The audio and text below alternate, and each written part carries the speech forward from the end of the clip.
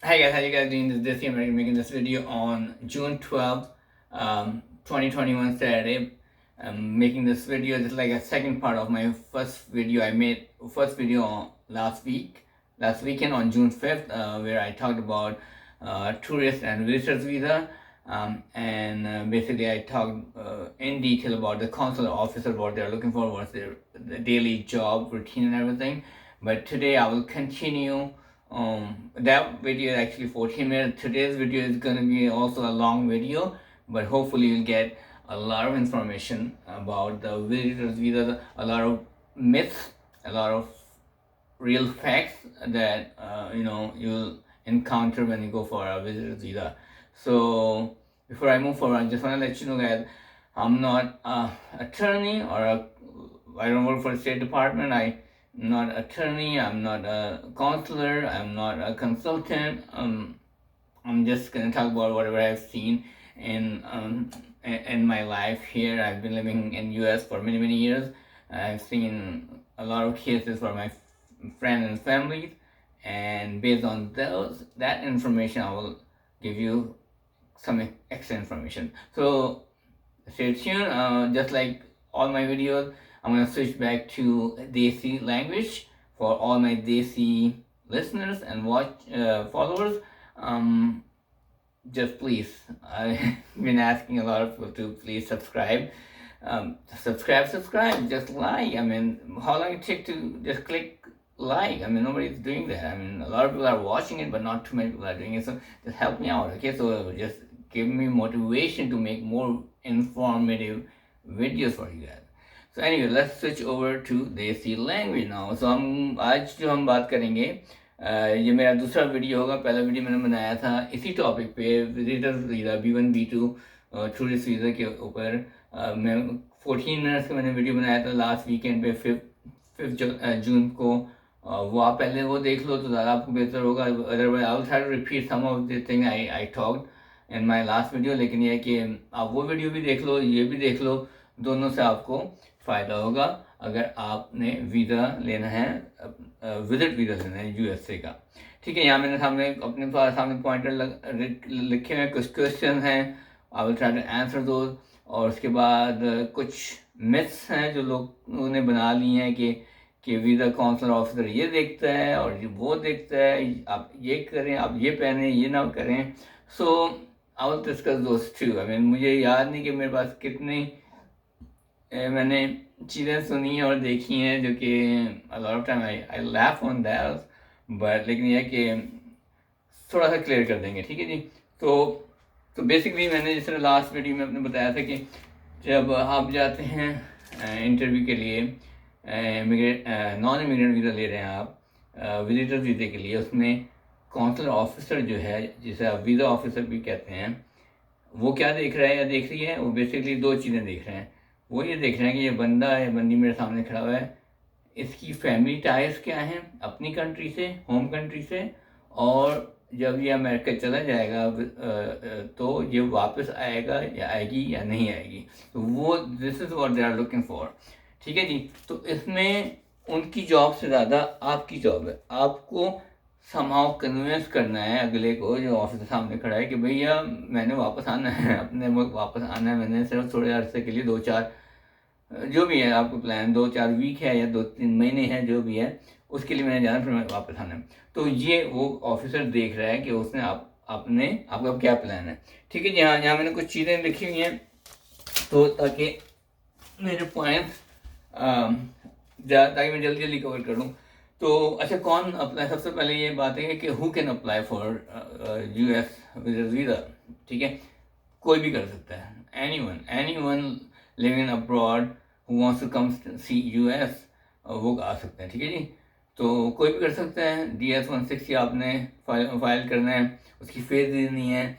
जो state department है उन्हें कोई फ़र्क नहीं पड़ता, उनके पास फीस ही आ रही है. बहुत से जो स्टेट डिपार्टमेंट के जो ऑफिसर्स हैं, जो एम्बेसी चल रही है बहुत सी जगहों पे, it is dependent on your fees. ठीक है, तो उनके लिए तो कोई फ़र्क नहीं पड़ता, उनके लिए तो पैसे ही आ रहे हैं उनके पास. ठीक है ना, तो वो किसी को नहीं रोकते हैं. हाउएवर वीज़ा देंगे या नहीं देंगे वो उनका डिस्क्रेशन है. वो उन्होंने डिसाइड करना है, तो कोई भी कर सकता है, ठीक है। अच्छा, अब दूसरी बात लोग ये पूछते हैं कि जी मैंने लैंग्वेज कौन सी यूज़ करनी है, जब मैं जाऊँ उधर इंग्लिश में बात करूँ या अपनी कोई देसी लैंग्वेज में बात करूँ, तो क्या पिक करना चाहिए? जब आप जाते हैं तो आपको एक ऑप्शन दिया जाता है कि you can pick your own language, like Urdu, Hindi, Punjabi और वॉटेवर, मराठी और वhatever, बंगाली और वॉटेवर, ठीक है। एक ये ऑप्शन होती है। तो सेकंड ऑप्शन होती है कि आप इंग्लिश में बात करें इंटरव्यू के लिए। तो मेरी जो रिकमेंडेशन है, आई थिंक मैं ये समझता हूँ कि आप अपनी लैंग्वेज चूज़ करें, whatever the language you are comfortable with, right. लेकिन ये है कि आप इंटरव्यू के दरमियान में आपको जितनी भी इंग्लिश आती है आप वो इस्तेमाल कर सकते हैं, ठीक है ना। There is no harm in talking English, right. तो आइडियली आप अपनी लैंग्वेज यूज़ करो, पिक करो, उसके बाद ड्यूरिंग द इंटरव्यू आप उसे इंग्लिश में भी बात कर सकते हो। क्योंकि जो ऑफिसर्स हैं वो उनकी ट्रेनिंग ऐसी होती है कि वो इतनी थोड़ी बहुत इंग्लिश, आई मीन सॉरी, थोड़ी बहुत लोकल लैंग्वेज की ट्रेनिंग होती है उनकी 3 से 6 महीने की, जिसमें वो आपसे कन्वर्स कर सकते हैं, इतना बोल देते हैं। तो आप वो लैंग्वेज अपनी यूज़ करो और उसके बाद आप उसमें अंग्रेजी भी, इंग्लिश भी बोल सकते हो, ठीक है जी। ये आपकी बात क्लियर कर दी। दूसरी बात ये है कि हाँ जी, वीज़ा कितना लंबा होता है? वीज़े का मैंने लास्ट वीडियो में बताया था कि B1 B2 के लिए जो ऑफिसर आपको टाइम देता है 3 से लेके 5 मिनट से ज़्यादा नहीं देता। तो उन 3 से 5 मिनट के अंदर उसने आपका डिसाइड करना है कि वो आपको वीज़ा देगा क्या नहीं देगा, बेस्ड ऑन कि आपने वापस जाने के नहीं जाना। जो भी देखें, अच्छा लोग ये कहते हैं कि ऑफिसर ने पहले से माइंड बनाया होता है कि इसने आपको वीज़ा देना ही नहीं है, राइट। तो ये ट्रू नहीं है, ये सही नहीं है। सिर्फ ये फ़र्क है कि जो भी एप्लीकेंट आता है ऑफिसर के सामने, उसने उसे इस नज़र से देखना होता है कि वो कहते हैं ये इंटेंडिंग इमिग्रेंट है अमेरिका में। क्योंकि आपको पता है America is the nation of Nations, तो सारे लोग इमिग्रेशन के थ्रू आते हैं, पक्के हो जाते हैं, ठीक है। लेकिन उसका एक सेपरेट प्रोसेस है, so you have to go through a separate process for immigrant visa, right. लेकिन जब आप विजिटर्स वीज़ा के अप्लाई कर रहे हैं तो आपने शो करना है कि मैंने वापस अपने होम कंट्री जाना है। तो इसलिए वो हर बंदे को एक इंटेंडिंग इमिग्रेंट के तौर पे समझते हैं ऑफिसर, और उसके साथ वो डिसाइड करते हैं। तो उस 3 से 5 मिनट के अंदर आपने उस ऑफिसर को कन्विंस करना है कि भाई मैंने अपने मुल्क वापस जाना है। अच्छा, वो अब आपने शो करना होगा कि जी मैंने जाना कैसे है, कैसे, कौन सी चीज़ ऐसी हैं कि आपको कन्विंस कैसे करना होगा ऑफिसर को, ठीक है। उसमें आपने शो करनी है कि भी अपनी टाइज, अपनी बैक होम कंट्री से टाइज शो करनी है कि मेरी जॉब इधर या मेरा बिजनेस है, ठीक है। मेरी मेरी प्रॉपर्टी है, मेरा रियल स्टेट है, मेरा इधर मेरी सोशल टाइज हैं, ठीक है। मेरी फैमिली इधर है, सारा कुछ इधर है, मेरी बीवी बच्चे माँ बाप सारा कुछ इधर है। मैंने सिर्फ जाना है, घूमने फिरने और वापस आना है। एक तो सिनेरियो ये हो गया, ठीक है। इस तरह आप एक फैमिली टाइज शो कर सकते हैं। उसमें ऑब्वियसली अच्छा लोग ये भी कहते हैं कि जी डॉक्यूमेंट्स फाइल लेके नहीं जानी चाहिए या लेके जानी चाहिए। इसमें भी लोग थोड़ा कंफ्यूज होते हैं। तो इसका आंसर जो उन्होंने उनकी वेबसाइट पर पढ़ा है कि आपको डॉक्यूमेंट्स लाने की ज़रूरत नहीं है, ठीक है। क्योंकि ऑब्वियसली उनके पास 3 से 5 मिनट है, उसमें वो सारे आपके डॉक्यूमेंट देख के टाइम ज़ाया नहीं करेंगे अपना भी, ठीक है। लेकिन मेरी रिकमेंडेशन आपके लिए यही है कि अगर आपके पास डॉक्यूमेंट्स हैं बैकअप करने के लिए तो आप साथ लेके चले जाओ, ठीक है। आपको लाने से कोई नहीं मना करेगा। हाँ, वो देखेंगे या नहीं देखेंगे that is a separate issue. Most probably नहीं देखेंगे, लेकिन अगर अगर मांग ले ऑफिसर कोई ऐसी चीज़, तो you should have in handy कि भाई हाँ ये मैंने लिखा है, ये देखें, ये आप मैंने DS-160 में जो फॉर्म में लिखा है, इसका प्रूफ मैं, अगर आपको चाहिए तो मैं ये दिखा देता हूँ। तो there is no harm in taking your documents with you, ठीक है। तो डेफिनेटली आई विल रिकमेंड कि अपने डॉक्यूमेंट्स साथ लेके चले जाओ, देखें ना देखें वो उनकी मर्जी है, ठीक है। अच्छा, तो ये हो गया। उसके बाद हाँ, तो टाइज आपने दिखानी मेन चीज़। अच्छा, उसके अलावा अच्छा टाइज कैसे दिखानी है आपको मैंने बताया कि भाई अगर आप मैरिड हो तो आप अगर पूरी फैमिली के साथ अप्लाई किया है तो आप इतने वेल ऑफ होने चाहिए हो कि आप शो कर सको कि आप अफोर्ड कर सकते हैं टिकट और ट्रैवल का, और रहने का 2-3 हफ्ते अगर आप समर वेकेशन में आ रहे हैं या विंटर वेकेशन में आ रहे हैं तो आप शो कर सकेंगे भाई मैं अफोर्ड कर सकता हूँ अपने तौर पे,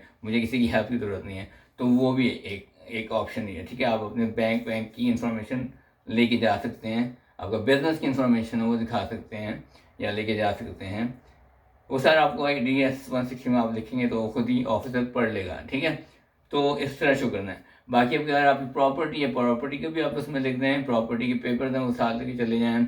इसके अलावा आपकी फैमिली वहाँ रहती है, आपके पेरेंट्स हैं, एक टाइज ये भी बनती है आपकी, सोशल टाइज होती हैं आपकी, वो आप शो कर सकते हैं। फाइनेंशियल मेन चीज़ होती है, अमेरिकन जो ऑफिसर वहाँ खड़ा हुआ है वो ये देख रहा है कि जो बंदा आ रहा है ये किसी कमाई के लिए तो नहीं आ रहा है, अमेरिका की जॉब तो नहीं करनी या बिजनेस तो नहीं करना। वो बिजनेस तो खैर eventually it's not a big problem, basically they are looking for कि आप अभी जो नॉन इमिग्रेंट क्लेम कर रहे हो वीज़े लेने के लिए, आपने वहाँ जाके पक्का नहीं होना, आपने वापस आना है।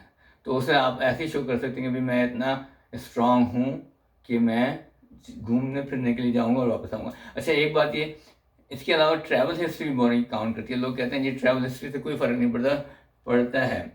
कॉमन सेंस की बात है यार, अगर सामने बंदे को आपने बताना है कि मैं घूमने जा रहा हूँ, आप ये नहीं हो सकते मैं अपने देसी कंट्री से उठ के डायरेक्ट ही अमेरिका ही घूमने के लिए जाना है, मैंने बाकी जगहें देखी नहीं है, बस मैंने अमेरिका देखना ही पहली बारी। तो इस तरह नहीं होता ना, आपने दिखाना है कि मैंने I have been to different countries, मैंने ट्रैवल किया और जगहों पे, अब मैं अमेरिका भी देखने जाना चाह रहा हूँ। आपका जिस तरह यूरोपियन शेंजन वीज़ा होता है या ऑस्ट्रेलिया या किसी और कंट्रीज़ का वीज़ा है, तो वो हेल्प करता है कि जब वो कहते हैं भाई ये बंदा इन जगहों से होके आ चुका हुआ है, इंग्लैंड से या यूरोपियन कंट्री से या ऑस्ट्रेलिया से, तो अब ये अमेरिका भी आना चाह रहा है, विच मेक सेंस राइट।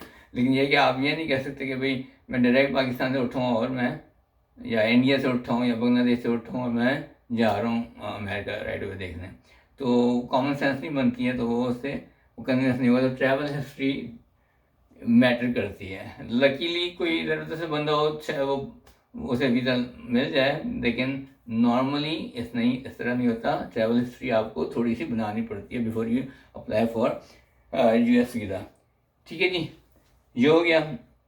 उसके अलावा सो बेसिकली और प्रॉपर्टी दिखाएं अपनी, जो भी ठाइल आप दिखा सकते हैं कि आपने वापस आना है उससे। अच्छा एज बहुत फैक्टर वो करती है। अगर एज आप थोड़ी एज वाले हो गए हैं, आपके पेरेंट्स हैं और आप US में रहते हो और आपके पेरेंट्स आपको ट्रैवल करना है, उनके लिए कोई ज़्यादा प्रॉब्लम नहीं होनी चाहिए। अलॉट टाइम ये होता है कि बंदी जो है प्रेग्नेंट है अमेरिका में, उसका शॉर्ट जॉब करता है, उसे हेल्प चाहिए अपने माँ से, तो या माँ बाप कोई भी आ जाए तो उनके लिए वो इजाज़त दे देते हैं कि वो मतलब इजाज़त इसलिए दे देते हैं कि वो हाँ दे नो कि भाई दे नीड हेल्प, सो उन्हें वो आने के लिए वीज़ा ईजीली मिल जाता है। कोई यंगर है बंदा, कोई 18-20 साल 22-25 साल का लड़का लड़की है और उनकी कोई टाइज स्ट्रॉन्ग नहीं है बैक होम में, तो ऑब्वियसली उन्हें प्रॉब्लम होगी लाजमी। उनका उसका ये है कि आप स्टूडेंट वीज़ा लेके आ जाओ, दैट्स अ सेपरेट कैटेगरी। लेकिन एक ऑप्शन ये है कि आप स्टूडेंट वीज़ा लेके पढ़ने के लिए आ जाओ, उसके बाद there are different more ways to move forward to stay in US। So ये आपको मैंने टाइज के बारे में बता दिया, ठीक है। इसके अलावा अच्छा कुछ लोग ऐसे होते हैं कि जो कहते हैं जी हमारा इमिग्रेंट वीज़ा अप्लाई हुआ है ऑलरेडी, और यह है कि हमने सिर्फ विजिट पे जाना है क्योंकि बहुत लंबा टाइम लग रहा है, ठीक है, उसमें आप B1 B2 में अप्लाई नहीं कर सकते। लोग बहुत से ये कहते हैं, एक मिथ है कि लोग कहते हैं जी अगर आपका इमिग्रेंट वीज़ा अप्लाई हुआ है तो आप विजिट के लिए अप्लाई नहीं कर सकते। That is wrong also, you can apply for visit visa B1 B2 even though आपका इमिग्रेंट वीज़ा अप्लाई हुआ है, लेकिन यह है कि उसके चांसेस काफ़ी कम होते हैं। उसमें सिर्फ ये हो सकता है कि कैटेगरीज F3 है, F4 कैटेगरीज हैं उसकी इमिग्रेंट वीज़ा की, उसमें आप कह सकते हैं ऑफिसर को कन्विंस कर सकते हैं कि भाई आई कैन अफोर्ड, मैं पास इतने पैसे हैं कि मैं ट्रैवल बैक होम US में कर सकता हूँ, लेकिन मैं इंतज़ार नहीं करना चाहता, मुझे अपनी फैमिली से मिलना है, तो उसके लिए आप मुझे ज़्यादा दें। तो चांसेस हैं कि वो कुछ चांसेस ऐसे हैं कि उसमें मिल सकते हैं, स्पेशली ओल्डर एज पेरेंट्स जो हैं उन्हें चांस में को वीज़ा मिल सकता है। तो there is no harm in trying it, ठीक है। ज़्यादा से ज़्यादा ये होगा कि वो आपका विजिटर वीज़ा रिफ्यूज़ कर देंगे, लेकिन उससे आपकी इमिग्रेंट वीज़े पे कोई फ़र्क नहीं पड़ेगा। ठीक है जी, ये एक बात क्लियर होगी। इसके अलावा आपको मैंने वीडियो डाला है 2-3 हफ्ते पहले, B3 का एक प्रपोज़ल आया है। B3 वीज़े का एक प्रपोज़ल है जो उन्हीं लोगों के लिए है जो कि इमिग्रेंट फैमिलीज़ हैं और वो अपने रिलेटिव्स को यूएस में विज़िट करना चाहते हैं। तो उसके लिए B3 का भी प्रपोज़ल है। एक्ट नहीं बना है, लॉ नहीं बना है, तो उसमें आइडिया अच्छा है, लेकिन मैं वही कहूँगा कि अभी I am not very happy about the whole situation, but hopefully अगर पास होता है तो वो that will help a lot of people. ठीक है जी।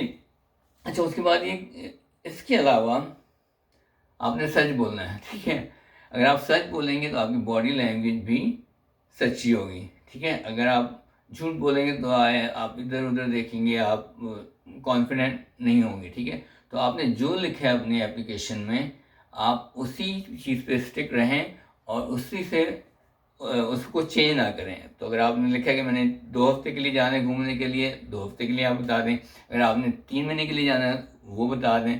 आपने बिजनेस पे जाना है उसका लिखें। जो भी स्पेसिफिक रीज़न है, आपने उस पर रहना है। आपने कहानी चेंज नहीं करनी है। स्टोरी आपने चेंज की, उसने आपको फारिग कर देना है। ठीक है जी, तो आप कॉन्फिडेंट रहें, झूठ ना बोलें। झूठ बोलेंगे तो आपको प्रॉब्लम होगी और उससे चांसेस बहुत कम होंगे वीज़े के। तो वो आपको बॉडी लैंग्वेज देख रहे होते हैं, आपकी वो ओवरऑल देख रहे होते हैं बंदा झूठ बोल रहा है सच बोल रहा है। ठीक है, कुछ लोग काफ़ी चालाक होते हैं, वो निकल जाते हैं झूठ बोल के भी, लेकिन वो आगे जाके जब एयरपोर्ट पे पहुंचते हैं वो सारा झूठ उधर पकड़ा जाता है। तो you will be better off not to lie. Okay, अच्छा जी, वीज़ा कितने अर्से के लिए मिलता है? वीज़ा जी मिलता है अकॉर्डिंग टू रेसिप्रोसिटी, जो एग्रीमेंट है यूएस का दूसरी कंट्रीज के साथ। इसका मतलब ये कि जो इंडिया के साथ हमारा जो यूएस का जो एग्रीमेंट है वो 10 साल का है। चाइना के साथ 10 साल का है। पाकिस्तान, बांग्लादेश, नेपाल, सऊदी अरब के साथ 5 साल का है। यूएई के साथ 10 साल का है। अफगानिस्तान के साथ 1 साल का है। तो आपको अगर वीज़ा अप्रूव होता है आपका, तो सिर्फ उसी टाइम के लिए होगा, उस टाइम के लिए हो जाएगा। ठीक है जी, जो हो गया। उसके बाद अब और क्या चीज़ रह गई? अच्छा जी, एक और बात लोग कहते हैं कि जी मैंने स्पॉन्सर मंगवा लिया अपने रिलेटिव से अमेरिका से, तो वो मैंने दिखाना है, तो उससे मेरा वीज़ा आसानी से मिल जाएगा। तो मैं which is again wrong. I think आप जब स्पॉन्सर का वीज़ा मंगवाते हैं अमेरिका से, तो इसका मतलब आप अपनी कमज़ोरी दिखा रहे हैं कि आप financially you are unstable, somehow you need someone to help you, right? तो that's why you are getting the sponsor. तो उसमें नाम मंगाएं तो ज़्यादा बेहतर है। आप बता सकते हैं इंटरव्यू के दरम्यान कि मेरी फैमिली है उधर, मेरे भाई या बहन या मेरे रिलेटिव उधर रहते हैं, मैं उन्हें विजिट कर रहा हूँ, वो काम करते हैं, मैंने उन्हें जाके मिलना है, दैट्स अबाउट इट। लेकिन ये कि I can still afford my self, I can travel. ठीक है, कुछ केसेस में होता है जिस तरह ओल्डर पेरेंट्स हैं जो रिटायर हो गए हैं, वो अफोर्ड नहीं कर सकते और उन्होंने अपने बेटा या बेटी से जाके मिलना है। उस केसेस में तो आई विल रिकमेंड कि हाँ आप स्पॉन्सर मंगवा लें और बता दें कि भाई मैं काम नहीं करता हूँ लेकिन मैं फारिग हूँ, तो मैंने घूमने जाना है अपने बेटे की बेटी को मिलने के लिए, पोता पोती को देखना है, what ever you can do that. लेकिन उस केस में तो मैं समझता हूँ कि ठीक है। अदरवाइज़ आप कहें कि जी मैंने अपना सारा खर्चा खुद ही करना है ट्रैवल का, मुझे स्पॉन्सर की ज़रूरत नहीं है। हाँ, मेरे फैमिली मेम्बर मैं हो सकता है उनके पास ही जाके ठहर जाऊँ, they are okay with that. Otherwise I can afford and get a hotel और समथिंग लाइक दैट। ठीक है, तो ये हो गया। तो स्पॉन्सर होना मैं समझता हूँ अच्छा नहीं है। आप अपनी बेसिस पे ट्रैवल करना ज़्यादा बेहतर है। अच्छा, एक और सवाल लोग करते हैं कि जी जो कंसल्टेंट होते हैं, जो अटर्नीज होते हैं, ये जो सब अपनी दुकानें लगा के बैठे हैं और कहते हैं जी हमारा बंदा अंदर बैठा है और वो हमें वीज़ा दिलवा देगा। ऐसा नहीं होता। किसी कोई गारंटी नहीं होती, कोई न पता नहीं होता। एक ऑफिसर ने एक दिन के अंदर मैक्सिमम 120 इंटरव्यू करने होते हैं उन 8 घंटों में। डेली 8 घंटों में 120 करने, उन्होंने 3 से 5 मिनट देना है एक एप्लीकेंट को। उसमें सारा कुछ उन्होंने देखना है डिटेल में, एप्लीकेशन भी देखनी है, बात भी करनी है, डिसीजन भी लेना है। ठीक है जी, तो उसमें उनका कोई बंदा नहीं होता, ठीक है। हाँ, लेकिन आप उनसे हेल्प ले सकते हैं। अगर आपको प्रॉब्लम हो रही है एप्लीकेशन भरने में, DS 160 भरने में, उनका एक्सपीरियंस होता है, एक्सपीरियंस की बेस पे वो आपको अच्छी तरह गाइड कर सकते हैं, लेकिन they can not guarantee you that you will get a visa. तो गारंटी वाला तो कोई नहीं मिलेगा आपको। अगर वो दे रहा है गारंटी तो वो जाली गारंटी दे रहा है, उससे बचें। लेकिन जो लिजिट लोग हैं जो हेल्प कर सकते हैं आपकी और थोड़ी सी आपसे फीस लेते हैं, आप उनके साथ साइन अप कर सकते हैं, ठीक है जी। ये हो गया। उसके बाद और क्या है? अच्छा, यहाँ बेसिकली जो क्वेश्चन क्या होंगे इंटरव्यू में, बेसिक क्वेश्चन होते हैं कि क्यों जा रहे हो, क्या करते हो, क्यों जा रहे हो, कहाँ ठहरोगे, कितने अर्से के लिए जा रहे हो, अमेरिका ही क्यों जा रहे हो, stuff like that, basic question just to see whether you are going for fun or you are going for settle down in US, ठीक है ना। तो वो इस तरह के सवाल करेंगे बेसिकली। उसके बाद थोड़ी सी आपकी इंफॉर्मेशन देखेंगे एप्लीकेशन में, आप फाइनेंशियली, एजुकेशन के हिसाब से, ओवरऑल आपकी कितने आपकी स्ट्रेंथफुल है, आप कितने ज़्यादा स्ट्रॉन्ग हैं अपने बैक होम कंट्रीज़ में कि आप वापस आएंगे, तो ये चीज़ें देख रहे हैं। बाकी अगर अगर आपकी रिलेटिव अमेरिका में रहते हैं तो आप उनका बता दो, कोई फ़र्क नहीं पड़ता, झूठ ना बोलो, ठीक है जी। लोग कहते हैं कि अगर मैंने वीज़ा मेरा एक दफ़ा रिफ्यूज़ हो गया हुआ है तो क्या मैं दोबारा कर सकता हूँ? हाँ जी, आप बिल्कुल दोबारा कर सकते हैं, कोई देयर इज़ नो हार्म। लेकिन ये है कि आपकी सर्कमस्टेंसेस जो आपकी हैं वो चेंज होनी चाहिए। ये ना हो कि अभी 3 हफ्ते पहले या 3 महीने पहले आपने एक वीज़ा अप्लाई किया विजिट का और आपने वो राइट अवे अप्लाई कर दिया, तो ऑब्वियसली आपके सर्कमस्टांसेस ज़्यादा चेंज नहीं होंगी। 6 महीने में, साल में, 2 साल में आपकी चेंजेस हो सकती हैं, राइट। तो इस वजह से आप ठहर के थोड़ा करो, चेंज हों आपके सर्कमस्टांसेस में, तो आप अप्लाई करो, ज़्यादा बेहतर है, ठीक है जी। ठीक है, जो जो आपको वीज़ा जो मिलेगा जी वो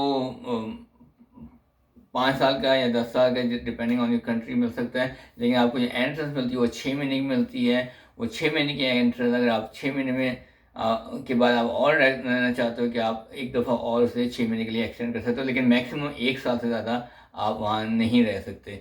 क्या आप वहाँ काम कर सकते हो विजिट वीज़े पे? नहीं, आप नहीं कर सकते, ठीक है, अलाउ नहीं है। लेकिन लोग अंडर द टेबल छुप छुपा के करते होते हैं, विच इज़ ऑल्सो रॉन्ग। लेकिन अगर आप पकड़े जाओगे तो फिर नेक्स्ट टाइम आप डिपोर्ट भी हो सकते हो और नेक्स्ट टाइम आप वापस भी नहीं आ सकते। चलिए जी, वीडियो मेरा बहुत लंबा हो गया है। अभी कोई आपको क्वेश्चन है विजिटर्स वीज़ा के बारे में, कोई आप सवाल है, कमेंट है, आप नीचे कमेंट में डाल दें और मेरा सब्सक्राइब कर लें, इस चैनल को फ्रेंड्स एंड फैमिली में स्प्रेड करें और hopefully I will make more videos. Okay, thanks, bye bye.